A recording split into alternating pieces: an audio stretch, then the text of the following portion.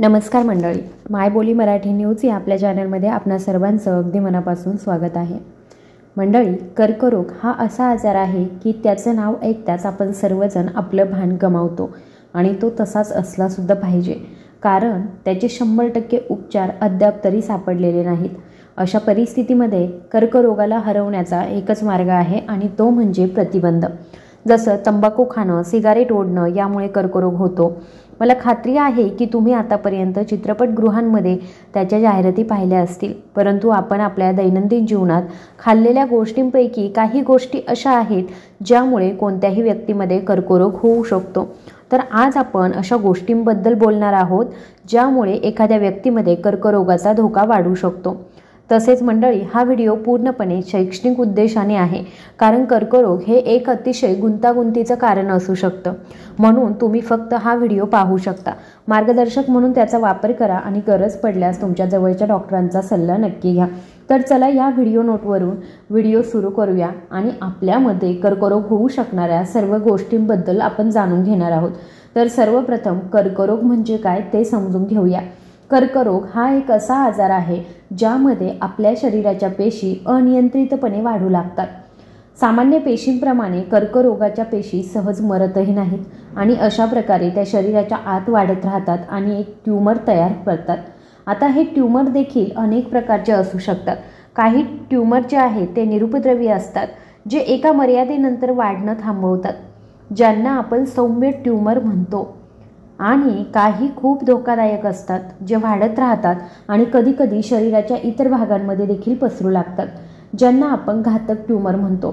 तर मुळात घातक ट्यूमर हेच कर्करोगाचे कारण बनतात। तुम्ही विचार करत असाल की ठीक आहे, आपल्याला कर्करोग म्हणजे काय हे समजले आहे, पण आपल्या अन्नाचा आणि कर्करोगाचा काय संबंध आहे? पहा, असं आहे की काही विशेष प्रकारचं अन्न आहे ज्यामध्ये काही रसायने असतात जी शरीरात जळजळ आणि ऑक्सिडेटिव्ह ताण निर्माण करतात। हा ऑक्सिडेटिव्ह ताण आणि दाह आपल्या पेशींना नुकसान करतो, ज्यामुळे कधीकधी आपल्या पेशींच्या DNA मध्ये काही बदल होतात आणि यामुळे कर्करोग होऊ शकतो। कर्करोगाच्या विकासामध्ये अनुवंशशास्त्र देखील खूप महत्त्वाची भूमिका बजावतं। तर असं नाही की मी तुम्हाला जे अन्न सांगणार आहे ते खाणाऱ्या सर्व लोकांना कर्करोग होऊ शकतो, परंतु हो, जर एखाद्याला अनुवंशिक पूर्वस्थिती असेल, जर एखाद्याला अनुवंशिकदृष्ट्या कर्करोग होण्याची शक्यता असेल, तर त्याच्यामध्ये तो विकसित होण्याची शक्यता असते। या गोष्टी खाल्ल्याने कर्करोग होण्याची शक्यता खूप वाढते। आता आपल्यापैकी कोणालाही हे माहीत नाही की आपल्याला ही अनुवंशिक पूर्वस्थिती आहे की नाही, म्हणून कर्करोगाचा धोका कमी करण्यासाठी आणि कर्करोगासारख्या मोठ्या आजारापासून वाचण्यासाठी आपण नेहमी असे सर्व पदार्थ टाळले पाहिजेत। म्हणून कर्करोग होण्यास कारणीभूत ठरणारं पहिलं अन्न म्हणजे प्रक्रिया केलेले मांस किंवा मग लाल मांस। प्रक्रिया केलेले मांस म्हणजे सॉसेस, बेकन आणि हॅम सारखे जतन केलेले मांस। आणि जर आपण लाल मांसाबद्दल बोललो तर ते ताजे मांस असते, परंतु गोमांस, कोकरू किंवा मग डुकराचं मांस असतं। जर आपण असे मांस खाल्ले तर विशेषतः जेव्हा अशा गोष्टी नियमितपणे खाल्ल्या जातात तेव्हा कोलोरेक्टल कर्करोग, जो घशाचा कर्करोग आहे, असे काही विशेष प्रकारचे कर्करोग होण्याची शक्यता असते। त्याचा धोका अनेक पटीने वाढू शकतो। प्रक्रिया केलेल्या मांसामध्ये काही प्रकारचे संरक्षक असतात जे सेवन केल्यावर कर्करोगजन्य संयुगांमध्ये बदलतात, म्हणजेच आपल्या शरीरामध्ये कर्करोगजन्य असलेल्या काही गोष्टी कर्करोगास कारणीभूत ठरू शकतात। आणि जर आपण लाल मांसबद्दल बोललो तर जेव्हा आपण उच्च तापमानावरती लाल मांस शिजवतो तेव्हा ते काही हानिकारक रसायने तयार करू शकतं आणि जी आपल्या पेशींच्या DNA ला नुकसान पोहोचवते, ज्यामुळे कर्करोग होतो। पण याचा अर्थ असा नाही की तुम्ही ते अजिबात खाऊ नये किंवा तुम्ही ते 100% टाळावे। तुम्ही ते अधूनमधून मजेसाठी खाऊ शकता। जर तुम्हाला हवं असेल तर तुम्ही त्याचे आरोग्यदायी पर्याय जसं की चिकन किंवा मासे इत्यादी खाऊ शकता। हे पांढरे मांस सहसा इतके हानिकारक नसते आणि कर्करोग होण्यास जबाबदार नसते। जर नसेल तर हे एक आरोग्यदायी पर्याय आहे जे तुम्ही लाल मांस किंवा मग प्रक्रिया केलेल्या मांसाऐवजी खाऊ शकता। कर्करोगाचा धोका वाढवणारी दुसरी गोष्ट म्हणजे कोका कोला सारखे उच्च साखरेचे प्रमाण असलेले पेये। इतकंच नाही तर मंडळी, ही पेये इन्सुलिन प्रतिरोधकता देखील वाढवू शकतात, जी पुन्हा कर्करोगासाठी आणखी एक जोखीम घटक आहे। एका अभ्यासानुसार अल्कोहोलच्या नियमित सेवनाचा धोका लक्षणीयरित्या वाढू शकतो। तुम्हाला हे जाणून आश्चर्य वाटेल की आजकाल लठ्ठपणा हा जागतिक आरोग्य समस्या बनला आहे आणि त्यामुळे स्तनाचा कर्करोग आणि कोलन कर्करोग अशा अनेक प्रकारच्या कर्करोगाचा धोका वाढतो। हे 2 प्रकारचे कर्करोग विशेषतः लठ्ठपणामध्ये दिसून येतात। म्हणून जर तुम्ही अशा शीतपेयांचं जास्त सेवन केलं तर तुमच्याकडे अजूनही वेळ आहे, ते थांबवा, जेणेकरून तुमच्यामध्ये या सर्व समस्या उद्भवू नयेत। तिसरी गोष्ट म्हणजे अल्कोहोल। अल्कोहोल जास्त प्रमाणामध्ये घेतल्यास स्तनाचा कर्करोग, यकृताचा कर्करोग आणि अन्ननलिकेचा दाह अशा अनेक प्रकारच्या कर्करोगांचा धोका वाढतो। हे केवळ जास्त प्रमाणामध्ये मद्यपान करणाऱ्यांमध्येच नाही तर मध्यम प्रमाणात मद्यपान करणाऱ्यांमध्येही होतं आणि म्हणूनच ते पूर्णपणे पिणं बंद करणं चांगलं। जेव्हा आपण अल्कोहोलचं सेवन करतो तेव्हा ते आपल्या शरीरामध्ये मेटाबॉलाइट्स अल्डिहाइड नावाचे संयुग तयार करते, जे एक विषारी रसायन आहे। हे इथाइल अल्डिहाइड डीएनएला नुकसान पोहोचवू शकतं आणि अशा प्रकारे ते कर्करोगाला कारणीभूत ठरू शकतं। म्हणून जर तुम्हाला ही समस्या टाळायची असेल तर सर्वप्रथम अल्कोहोल पिणं पूर्णपणे बंद करण्याचा प्रयत्न करा। पण जर तुम्ही ते पूर्णपणे थांबवू शकत नसाल, तुम्ही असहाय्य होत असाल आणि खूप व्यसनी असाल तर किमान त्याची मर्यादा तरी कमी करा, म्हणजेच ते नेहमी माफक प्रमाणामध्ये प्या। कर्करोगाचा धोका वाढवणारी चौथी गोष्ट म्हणजे जास्त शिजवणे। मंडळी, अन्न जास्त शिजवणं, विशेषतः बटाटे, ब्रेड किंवा इतर कोणत्याही रोटीसारखे स्टार्चयुक्त पदार्थ समस्या निर्माण करू शकतात। आणि ती समस्या अशी आहे की जेव्हा आपण असे पदार्थ उच्च तापमानामध्ये गरम करतो तेव्हा त्यांच्या आत ॲक्रिलामाइड नावाचं एक रसायन तयार होऊ शकतं आणि हे या मुळात आपण स्टार्चयुक्त पदार्थ खूप जास्त तापमानामध्ये शिजवतो, जसं की तळणं, बेकिंग करणं किंवा एअर फ्रायर शिजवणं, जे आपण अनेकदा खूप आरोग्यदायी मानतो। त्यात स्वयंपाक केल्याने ॲक्रिलामाइड देखील होऊ शकतो आणि काही अभ्यासामध्ये असं सांगितलेलं आहे की ॲक्रिलामाइड कर्करोगाचा धोका वाढवू शकते। जरी हे अभ्यास प्रामुख्याने प्राण्यांवर केले गेले असले तरी सुद्धा मला माहीत आहे की जर हे मानवांवर केले गेले तर तेच परिणाम दिसू शकतात। म्हणूनच सुरक्षिततेसाठी तुम्ही जास्त स्वयंपाक, खोल तळणं, एअर फ्राईंग किंवा मग बेकिंग करण्याबद्दल नेहमीच काळजी घेतली पाहिजे। तुम्ही बटाटे खूप जास्त आचेवर तळणं टाळावं, कमी तापमानावर भाजण्याचा प्रयत्न करावा आणि ब्रेडला कुरकुरीत बनवण्याऐवजी आणि चांगले भाजण्याऐवजी हलक्या तपकिरी रंगामध्ये टोस्ट करणं कधीही चांगलं, कारण असे केल्याने ॲक्रिलामाइड तयार होऊ शकतं जे तुम्हाला नुकसान करतं। तर मंडळी, हे छोटे बदल असे आहेत जे तुमचे ॲक्रिलामाइड एक्सपोजर कमी करू शकतात आणि तुम्ही कर्करोगाचा धोका कमी करू शकता। पाचवी गोष्ट म्हणजे शुगरलो किंवा सॅक्रमसारखे कृत्रिम गोड पदार्थ। जरी या सर्व गोष्टी तुम्हाला परिचित असल्या पाहिजेत, जरी कधी तुम्ही किराणा दुकानामध्ये साखरमुक्त वस्तू खरेदी केली असेल आणि ती तपासली असेल तर तुम्ही कधी ना कधी ही नावं वाचली असतील। मला खात्री आहे की आपल्यापैकी बहुतेक जण गोड पदार्थांबद्दल बऱ्याच काळापासून अनेक वाद आहेत आपल्यामध्ये। काही म्हणतात की ते सुरक्षित आहे तर काही म्हणतात की ते धोकादायक आहे, परंतु आता अखेर दोघांनीही हे मान्य केलं आहे की त्यांचा वापर केल्याने कर्करोगाचा धोका वाढू शकतो। म्हणून जर अशा कोणत्याही साखरमुक्त वस्तूंमध्ये हे कृत्रिम गोड पदार्थ वापरले गेले असतील तर अशा पदार्थांपासून दूर राहणं महत्त्वाचं आहे। हे पदार्थ केवळ आरोग्यदायी नसून ते धोकादायक पदार्थ आहेत। लक्षात ठेवा, प्रतिबंधात्मक आरोग्य पद्धती नेहमीच फायदेशीर असतात। म्हणूनच नियमित तपासणी, निरोगी खाण्याच्या सवयी आणि सक्रिय जीवनशैली राखणं खूप महत्त्वाचं आहे। आणि हो, कर्करोग टाळण्यासाठी सुरुवातीच्या टप्प्यात त्याची लक्षणं समजून घेणं खूप महत्त्वाचं आहे आणि मी या व्हिडिओमध्ये तुम्हाला कर्करोगाकडे निर्देश करणारी काही लक्षणं तपशीलवार समजावून सांगितले आहे। आता आपण बघणार आहोत कर्करोगापासून बचाव करण्यासाठी काही अशा गोष्टी, अशा 10 अनोख्या टिप्स आहेत ज्या मी तुमच्यासोबत शेअर करणार आहे, ज्या कर्करोगाचा धोका कमी करण्यासाठी सिद्ध झाल्या आहेत।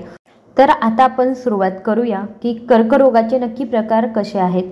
बघा, सर्वसामान्य म्हणजे फुफ्फुसाचा कर्करोग, स्तनाचा कर्करोग, कोलन कर्करोग आणि प्रोस्टेट कर्करोग। तर हा कर्करोगाचा एक छोटासा परिचय आहे। कर्करोग म्हणजे काय आणि तो कसा होतो। आता काही व्यावहारिक टिप्स पाहूया ज्या कर्करोग रोखण्यात खूप मोठी भूमिका बजावू शकतात। तर मंडळी, मी तुम्हाला पहिली टिप देऊ इच्छिते ती म्हणजे अधूनमधून उपवास करणं। पहा, आपलं शरीर नियमितपणे त्याच्या पेशींचे नूतनीकरण करत राहतं। जुन्या पेशी मरत राहतात आणि नवीन पेशी तयार होत राहतात, परंतु कधीकधी खराब झालेल्या पेशी शरीरामध्ये जमा होऊ लागतात, ज्यामुळे भविष्यात कर्करोगाचा धोका वाढू शकतो। आणि इथेच उपवासाची भूमिका समोर येते। जेव्हा तुम्ही उपवास करता तेव्हा शरीर ऑटोफॅगी नावाची एक प्रक्रिया सक्रिय करते, म्हणजे शरीरामध्ये जमा होणाऱ्या या खराब झालेल्या पेशी खाऊन टाकते। ही प्रक्रिया कर्करोग प्रतिबंधात एक प्रमुख घटक आहे। कर्करोगात उपवास महत्त्वाची भूमिका बजावते, म्हणून प्रतिबंधात्मक उपाय म्हणून तुम्ही निश्चितपणे अधूनमधून उपवास करावा, ज्यामध्ये तुम्ही 12 ते 16 तास उपवास करता आणि उर्वरित वेळेत तुम्ही हलकं जेवण करता। जर तुम्ही दर महिन्याला 4 ते 5 दिवस अशा प्रकारे उपवास करत असाल तर ते एक चांगली सुरुवात आहे, जिथून तुम्ही तुमच्या शरीराच्या स्थितीनुसार हळूहळू ते वाढवू शकता। परंतु हो मंडळी, ते जास्त करू नका, कारण बऱ्याचदा अति उपवासामुळे फायद्याऐवजी नुकसान होतं। म्हणून तुम्ही महिन्यातून 2 ते 4 किंवा मग 5 वेळा ते बघू शकता ट्राय करून। मी तुम्हाला अजून सांगू इच्छिते, दुसरी टिप म्हणजे दररोज हळदीचं पाणी प्या। यासाठी तुम्हाला फक्त 1 ग्लास गरम पाणी घ्यावं लागेल। त्यात अर्धा चमचा हळद पावडर मिसळावी लागेल आणि त्यात चिमूटभर काळी मिरी घालावी लागतील। हळदीमध्ये शक्तिशाली कर्करोग विरोधी गुणधर्म आहेत, जे तुमच्या शरीराच्या पेशींचं संरक्षण करतात। ग्रीन टी तुमची रोगप्रतिकार शक्ती सुधारण्यास मदत करते आणि कर्करोगाचा धोकासुद्धा कमी करते। तिसरी टीप आहे ती म्हणजे ग्रीन टी वापरणं। ग्रीन टी ही एक खूप चांगली गोष्ट आहे। ही एक सामान्य गोष्ट आहे जी बरेच लोक वापरतात, परंतु तुम्हाला माहीत आहे का की त्यात EGCG नावाचं एक विशेष संयुग असतं, जे कर्करोग प्रतिबंधात खूप प्रभावी भूमिका बजावतं। ते पेशींमधील त्या प्रक्रियांना लक्ष्य करतं ज्या ऊर्जेशी संबंधित आहेत। दररोज 2 ते 3 कप ग्रीन टी पिणं ही एक छोटीशी सवय आहे। पीत नसाल तर दररोज 400 ते 800 मिलीग्रॅम ग्रीन टी अर्कचे सप्लिमेंट घेतल्याने तुम्हाला चांगले परिणाम मिळू शकतात। परंतु तुम्ही नेहमीच ग्रीन टी अर्क काळजीपूर्वक घ्यावा आणि कधीकधी त्याची शिफारस न केल्याने तो नुकसानसुद्धा करू शकतो। म्हणून मी शिफारस करेन की जर तुम्ही ग्रीन टी पिऊ शकत असाल तर फक्त तेच प्या। ते सुरक्षित आहे, ते चवदार आहे आणि तुम्हाला चांगले परिणाम देते।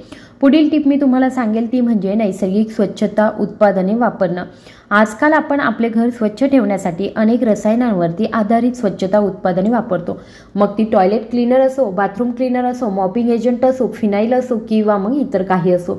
आपण आपल्या घरात वापरत असलेल्या अनेक पारंपरिक स्वच्छता उत्पादनांमध्ये फॉर्मल अल्डिहाइड आणि बेन्झीन सारखी कर्करोगजन्य रसायने असतात, ज्याचा दीर्घकाळ संपर्कामुळे कर्करोगाचा धोका वाढतो। म्हणून जर तुम्हाला तुमचे घर स्वच्छ करण्यासाठी या स्वच्छता उत्पादनांचा वापर करायचा असेल तर अशा उत्पादनांचा वापर करा ज्यामध्ये फॉर्मल अल्डिहाइड आणि बेन्झीन्स नसतील, किंवा मग त्याऐवजी तुम्ही घरी नैसर्गिक गोष्टी बनवू शकता, जसं की व्हिनेगर आणि बेकिंग सोडा वापरून तुम्ही नैसर्गिक क्लिन्झर बनवू शकता। हे देखील काम करते आणि त्याचे कोणतेही दुष्परिणाम होत नाही। पुढील टीप जी आहे तुम्ही लक्षात ठेवली पाहिजे ती म्हणजे प्लास्टिकचे कंटेनर किंवा कप इत्यादी वापरू नका। पहा, प्लास्टिकच्या कंटेनरमध्ये BPA आणि थॅलेट्स सारखी रसायने असतात आणि त्यांच्यासोबत अन्नपदार्थ ठेवल्याने ही रसायने तुमच्या अन्नात जातात आणि संशोधनामध्ये असंही दिसून आलं आहे की BPA आणि थॅलेट्सचा तुमच्या हार्मोन्समध्ये व्यत्यय आणतात, ज्यामुळे कर्करोगाचा धोका वाढतो। म्हणून प्लास्टिकऐवजी घरी नेहमी काचेचे किंवा स्टेनलेस स्टीलचे कंटेनर वापरा। खरं तर आजकाल प्लास्टिक फॉइलमध्ये गरम अन्न किंवा चहा पॅक करणं हे एक सामान्य पद्धत बनली आहे। ही आणखी हानिकारक आहे, ते धोकादायक आहे, कारण उष्णता आणखी हानिकारक रसायने सोडते। म्हणून प्लास्टिक सोडा, काच आणि स्टेनलेस स्टील वापरा। 6वी टीप म्हणजे रात्री निळ्या प्रकाशाच्या संपर्कात येणे टाळा। मर्यादित करणे। आता हा निळा प्रकाश काय आहे? निळा प्रकाश म्हणजे कोणत्याही स्क्रीनवरून बाहेर पडणारे किरण, मग तो मोबाईल असो, लॅपटॉप असो, टॅबलेट किंवा मग संगणक असो, या सर्व गोष्टी निळा प्रकाश उत्सर्जित करतात। हा निळा प्रकाश तुमच्या शरीरातील मेलाटोनिन उत्पादन थांबवतो। मेलाटोनिन हा एक महत्त्वाचा संप्रेरक आहे जो झोप आणतो, तुमच्या शरीराची दुरुस्ती करतो आणि कर्करोग रोखण्यास मदत करतो। आणि म्हणूनच रात्री जास्त वेळ टीव्ही किंवा मोबाईल पाहिल्याने झोप कमी होते आणि कर्करोगाचा धोका देखील वाढतो। यावर उपाय म्हणजे झोपण्यापूर्वी 1 ते 2 तास आधी स्क्रीन पाहणे बंद करा, जेणेकरून तुमचे मेलाटोनिन नैसर्गिकरित्या काम करू शकेल, तुम्हाला चांगली झोप मिळेल आणि कर्करोगाचा धोका देखील दीर्घकाळात कमी होईल। 7वा सल्ला म्हणजे जळलेले किंवा जास्त शिजवलेले अन्न खाऊ नका। पहा, अनेकदा आपण जास्त शिजवलेले रोटे, जास्त शिजवलेले ग्रिल चिकन किंवा मग कधी आपण पनीर टिक्का इत्यादी खात असतो। ते अधिक शिजवलेले होतात। आपण कधी फक्त मजेसाठी त्यांना नेहमीपेक्षा जास्त शिजवतो। ते तुम्हाला चवीला चांगलं वाटू शकतात, परंतु HCA आणि pH नावाची काही हानिकारक रसायने त्यात तयार होतात। त्यामध्ये जे कर्करोगजन्य असतात ही रसायने वैज्ञानिकदृष्ट्या सिद्ध झाली आहे की शरीरातील पेशी उत्तेजित करतात आणि कर्करोग निर्माण करतात। म्हणून जर अन्न जळले असेल तर तो जळलेला भाग काढून टाका आणि बाजूला ठेवा आणि तुम्ही उर्वरित खाऊ शकता। मंडळी, मी तुम्हाला पुढील सल्ला देऊ इच्छिते तो म्हणजे तुमच्या दिनचर्येमध्ये मध्यम सूर्यप्रकाशाचा समावेश करा। तुमच्या शरीराला व्हिटॅमिन डी ची आवश्यकता पूर्ण करता यावी म्हणून पहा, व्हिटॅमिन डी फक्त बोन्ससाठी नाही तर तुमच्या रोगप्रतिकार शक्तीसाठी देखील आवश्यक आहे। अभ्यास हे दर्शवते की व्हिटॅमिन डीच्या कमतरतेमुळे काही विशिष्ट कर्करोगांचा धोका देखील वाढू शकतो, जसं की स्तनाचा कर्करोग आणि कोलन कर्करोग। म्हणून दररोज 15 ते 20 मिनिटं सूर्यप्रकाशामध्ये राहा। सूर्यप्रकाशामध्ये वेळ घालवणं विशेषतः सकाळी लवकर तुमच्यासाठी खूप फायदेशीर आहे। जर तुम्ही बाहेर जाण्यासाठी वेळ काढू शकत नसाल तर तुम्ही दररोज 1000 ते 2000 आंतरराष्ट्रीय युनिट्स व्हिटॅमिन डी सप्लिमेंट देखील घेऊ शकता। परंतु हो, नैसर्गिक सूर्यप्रकाश सर्वोत्तम आहे। पुढील सल्ला म्हणजे विषारी नसलेली वैयक्तिक काळजी उत्पादने वापरा। अनेक त्वचेच्या उत्पादनांमध्ये पॅराबेन्स किंवा इतर रसायने असतात। ही रसायने अंतःस्रावी विघटनकारी असतात जी तुमचे हार्मोन्स नष्ट करतात आणि कर्करोगाचा धोका वाढवू शकतात। विशेषतः यामुळे स्तनाच्या कर्करोगाचा धोका वाढू शकतो। म्हणून नेहमी नैसर्गिक किंवा मग सेंद्रिय वैयक्तिक काळजी उत्पादने वापरा किंवा मग पॅराबेन मुक्त उत्पादने निवडा। आजकाल बाजारामध्ये अनेक चांगल्या प्रकारची चांगल्या क्वालिटीची उत्पादने उपलब्ध आहेत जी सुरक्षित आहेत आणि प्रभावी देखील आहेत। म्हणून अशा प्रकारे तुम्ही सर्वोत्तम उत्पादने वापरू शकता आणि ती निवडू शकता। थोडेसे हुशार व्हा। उत्पादन निवडण्यापूर्वी लेबल्स नीट वाचा आणि तुम्ही कोणतंही उत्पादन आरामात वापरू शकता। मंडळी, जर योग्य वेळी कर्करोग आढळला तर त्यावर यशस्वीरित्या उपचार केले जाऊ शकतात। परंतु समस्या अशी आहे की बहुतेक प्रकरणांमध्ये आपण सुरुवातीला कर्करोगाची लक्षणे ओळखूच शकत नाही। म्हणून कर्करोग टाळण्यासाठी त्याच्या सुरुवातीच्या लक्षणांबद्दल जाणून घेणं खूप महत्त्वाचं आहे। मी तुम्हाला या व्हिडिओमध्ये कर्करोगाच्या सुरुवातीच्या लक्षणांबद्दल तपशीलवार सांगितलं आहे। तर आता तुम्ही हा व्हिडिओ पाहिला असेल। आता बघा, तुम्हाला अजून काही माहिती पाहिजे असेल आणि तुमच्या मनामध्ये काही प्रश्न असतील तर नक्की कमेंट करा, त्यावरती एक विशेष असा व्हिडिओ बनवला जाईल। व्हिडिओ आवडला असेल तर लाईक, शेअर आणि सबस्क्राईब करायला विसरू नका। धन्यवाद।